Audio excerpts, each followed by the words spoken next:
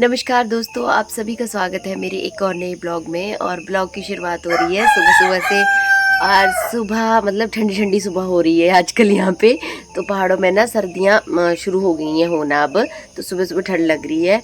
और मैं आई हुई हूँ चूल्हे के पास, जैसे कि आप देख रहे हैं ना, पीछे लकड़ियाँ पड़ी गई हैं पल्ली में। तो मैं सोच रही हूँ कि सुबह सुबह आग जला लूँ।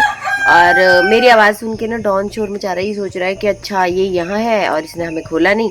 तो अभी मैं इसको नहीं खोलने वाली हूँ, ये बहुत शोर मचाता है। तो फटाफट से आग जलाऊंगी और उसके बाद न क्या कहते हैं, माँ ने नाश्ता बना दिया है और फिर हम ब्रेकफास्ट करेंगे और फिर हम आगे की अपनी कार्रवाई करेंगे। और आज के ब्लॉग में दोस्तों मुझे ना एक ना खजाना हाथ में लगा हुआ है, तो मैं आज आपको वो दिखाने वाली हूँ। और मतलब मस्त वाली चीज़ मेरे हाथ में लगी हुई है। मतलब हुआ ये था कि कल वो मेरे हाथ लगी थी और कल से मैंने उसको ना कैप्चर करके रखा हुआ है अपने पास। तो चलिए बढ़ते हैं वीडियो में आगे। तो दोस्तों पहाड़ों में इतनी ज़्यादा बारिश हो गई है कि मैं क्या बताऊं। और अच्छा, ये मैं क्या कर रही हूँ, ये मैं गोटू डाल रही हूँ। गोटू मतलब उपले डाल रही हूँ। उपलों से जो, क्योंकि पापा जी जला गए थे पहले आग ना, तो वो बुझ गई थी, मैं उसे सुलगाने आई हूँ। तो ये देखिए उपले डालूंगी ना, तो ये क्या होगा कि ये उपले थोड़ी थोड़ी आग पकड़ लेंगे, तो मुझे माचिस वेस्ट नहीं करनी पड़ेगी, अपने आप सुलग जाएगी आग थोड़ी देर में। और पहाड़ों में जैसे कि मैंने पहले भी बताया आपको कि बहुत बारिश हुई। और देखिए हमारा जो चूल्हा था ना यहाँ, जिन्होंने मेरे पिछले ब्लॉग देखे होंगे उन्होंने देखा होगा, यहाँ बहुत प्यारा सा चूल्हा था। तो पानी इतना बरसा, इतना, देखिए अभी भी नमी नहीं जा रही है इस चूल्हे से, यहाँ इस एरिए से। ये देखिए, तो पानी इतना बरसा कि वो चूल्हा क्या हो गया, ढह गया हमारा। और उस चूल्हे की जगह अभी इन ईंटों के, ये जो ईंटों का टेम्परेरी, माँ ने ऐसे ही टेम्परेरी चूल्हा बना दिया ईंटों का। तो जब मौसम यहाँ अच्छे से खुश्क हो जाएगा ना, फिर हम यहाँ पे एक क्या कहते हैं, चूल्हा बनाएंगे दूसरा, जो मिट्टी वाला जैसे बनाते हैं ना अमूमन यहाँ पहाड़ों में घरों में, वो वाला बनाएंगे। बस अब मैं इसको ऐसे डाल दूंगी ना, ये अपने आप सुलगेगा थोड़ी देर में। तो जैसे सुलगेगा फिर मैं इसमें यहाँ से लकड़ियाँ लगाऊंगी और धमाधम आग जला दूंगी। और अब मैं जा रही हूँ नाश्ता करने। और अब मैं करूँगी पहले गर्मा गर्म नाश्ता। और ये है आलू की सब्ज़ी और साथ में है चपाती और साथ में चाय।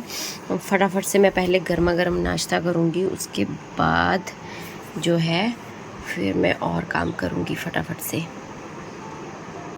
तो अब देखिए हमारी जो बेलें हैं ना, वहाँ बहुत सारे खीरे लगने शुरू हो गए हैं। और ये देखिए ये जो है ना, ये पके वाले हैं। ऐसे दो तीन नहीं, मैं तकरीबन 4 या 5 खीरे मैं खेत में छोड़ आई हूँ। माँ कह रही है उनको बीज के लिए छोड़ दो, क्योंकि क्या कहते हैं, जैसे पकते हैं ना ये, तो कुछ ना कुछ इनको खाने लग पड़ता है, तो बहुत कम बीज मिल पाते हैं। और देखिए 9 खीरे, और बिल्कुल सुबह सुबह मैं 3 ले आई थी, तो टोटल 12 खीरे आज मैं लाई हूँ। और इतने खीरे आप बताओ कैसे कोई खा सकेगा। और ये बहुत सारे ऐसे खीरे मैं छोड़ के आई हूँ जो ऊपर लगे हुए हैं, जिनकी जो बेल है ना वो ऊपर चढ़ गई है। जो ब्यूल होता है, जो एक तरह का घास होता है भैंसों का, उस पर चढ़ गई है। तो वहाँ पे या तो चढ़ के उतार सकता है कोई, या फिर न नेठी से मतलब उतारने पड़ेंगे। तो फिर मैंने सोचा कि मैं अकेले कैसे करूँगी, तो मैं जो नीचे नीचे थे ना वो मैं ये ले आई। देखिए अब बस ऐसे ही उतरेंगे, और ये 1 महीने तक हमें ना ऐसे ही देंगे। ये जो बेलें हैं ना 1 महीने तक ऐसे ही खीरे देंगे हमें। तो अभी दोस्तों मैंने नाश्ता कर लिया है और मैं अंदर आके बैठ गई हूँ। और अंदर आके ना वो जो मैं आपको बात कर रही थी ना कि मेरे हाथ एक खजाना लगा है, वो दिखाने वाली हूँ।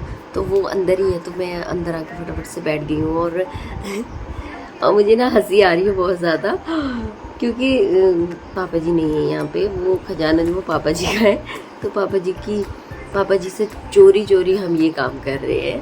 तो फटाफट से दिखाती हूँ आपको। दोस्तों जिस खजाने की मैं बात कर रही थी वो है इस थैली में। पता नहीं मुझे करना चाहिए ये कि नहीं करना चाहिए।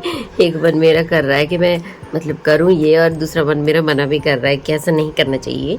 पर कोई बात नहीं, अपने घर की बात है तो हम पीछे नहीं हटेंगे। हम दूसरे मन की नहीं सुनेंगे, हम पहले मन की सुनेंगे और हम कर लेंगे। तो ये देखिए, ये जो थैली है ना, इसमें ये खजाना भरा हुआ है भैया। बहुत संभाल के रखा गया है। तो हुआ ये कि जो पापा जी का ट्रंक था ना, बहुत पुश्तैनी ट्रंक, एक बहुत ही पुराना, बिल्कुल समझ रहे हो जंग लगा हुआ ट्रंक है, एक बहुत सदियों पुराना है, 100 साल से ज़्यादा बूढ़ा ट्रंक है, वो पापा जी का है। वो पापा जी के जो मतलब पापा जी के पापा यानी कि मेरे दादा या उनके पापा ने उन्हें गिफ्ट किया होगा। तो मतलब पुश्तैनी ट्रंक है, मतलब ट्रंक भी पापा जी से बुज़ुर्ग है, तो उस ट्रंक में से ये ख़जाना निकला है। ठीक है, तो दिखाती हूँ अभी आपको।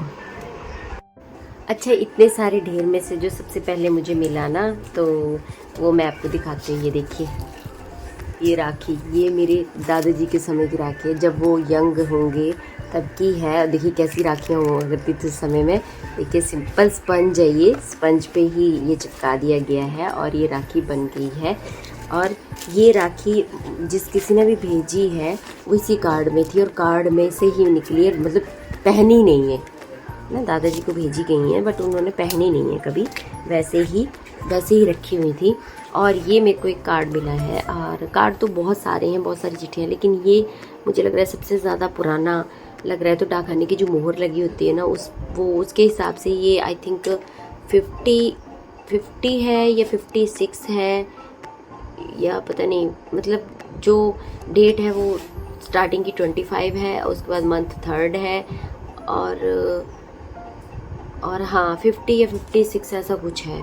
मतलब वो मिसप्रिंट हो गए हैं, क्योंकि बहुत सारी इन चिट्ठियों से जो मोहरें हैं ना, वो मोहर पे डेट होता है, तो वो डेटें फीकी, क्योंकि मोहर तो वैसे ही फिक्की सी लगाते हैं ऊपर से, और वो फिक्की सी हो गई है। तो जैसे एक और कार्ड है, तो इस पर हाँ, इसकी जो मोहर है वो 65 की है, तो ये 65 नहीं, हाँ 65 की है, तो ये दिख रही है मुझे मोहर। तो ऐसे और मैं ना अभी आपको एक कार्ड पढ़ के बताती हूँ पढ़ना तो नहीं चाहिए।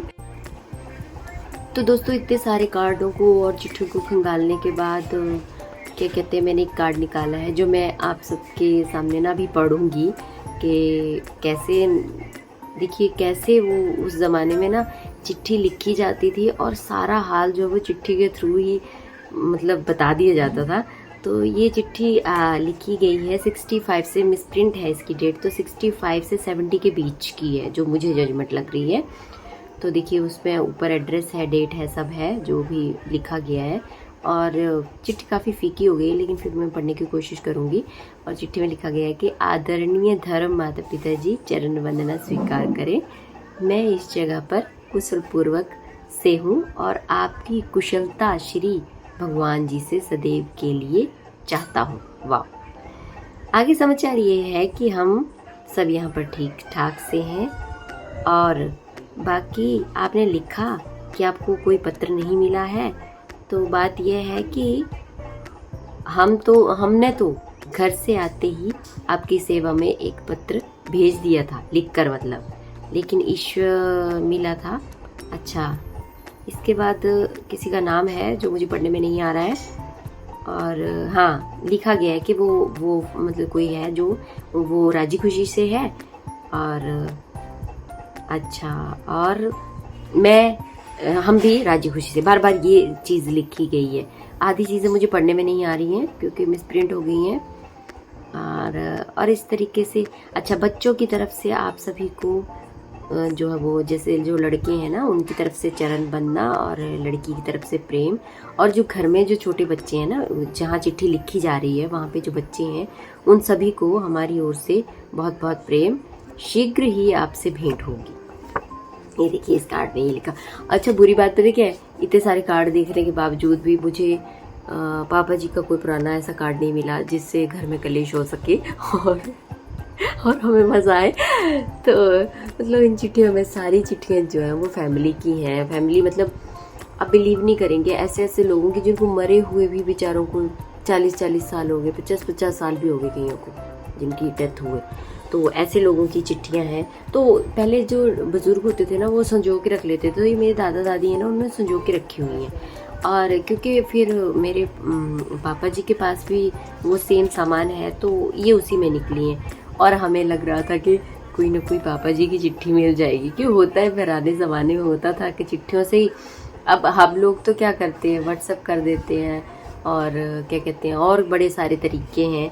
और मैसेज करके डिलीट करना भी एक कला है कि चलो किसी के हाथ ना लगे। लेकिन पुराने ज़माने में तो चिट्ठियाँ ही होती थी, और चिट्ठियाँ कहीं गलती से हाथ लग जाएँ, तो बस वही ढूंढ रही थी मैं आज, जो कि नहीं मिली।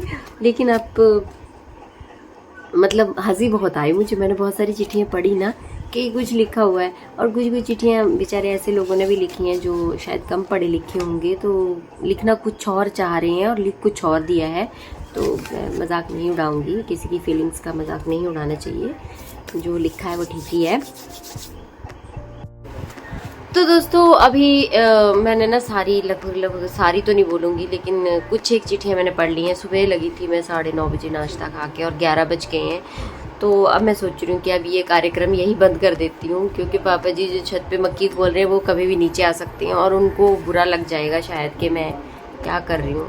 मतलब लगेगा या नहीं लगेगा ये तो मैं श्योर नहीं हूँ, लेकिन लग भी सकता है। तो मैं सत्ता वाली साइड पे ज़्यादा सोचूंगी। और मैंने ना बहुत सारी ऐसी इमोशनल चिट्ठियाँ भी पढ़ी जिनको पढ़ के मुझे दुख भी हुआ। मतलब अपने हालात, कोई बाहर गया है तो वो अपने हालात लिख रहा है कि मैं इस मुश्किल में हूँ, बताना नहीं चाह रहा था लेकिन बहुत बहुत बहुत वो मतलब हिम्मत करके बता रहा। तो ऐसी बहुत सारी चीज़ें हैं। तो कुछ चिट्ठियाँ पढ़ के मुझे मज़ा भी बहुत आया, और कुछ चिट्ठियाँ पढ़ के ना मुझे दुख भी बहुत हुआ। पर कोई बात नहीं, अब मैं ये सारा तामझाम बंद कर दूंगी और बाहर जाके माँ की हेल्प करूंगी, क्योंकि अब बहुत हो गया आज के लिए। तो मुझे आशा है दोस्तों कि आप सब लोगों को भी मेरी आज की वीडियो ज़रूर पसंद आएगी, और अगर पसंद आती है तो मुझे कमेंट ज़रूर कीजिएगा और वीडियो को लाइक शेयर भी कीजिएगा। तो आज के लिए बस इतना ही। आप सब लोग जो है स्वस्थ रहिए, मस्त रहिए, व्यस्त रहिए, यही मेरी भगवान से कामना है। धन्यवाद।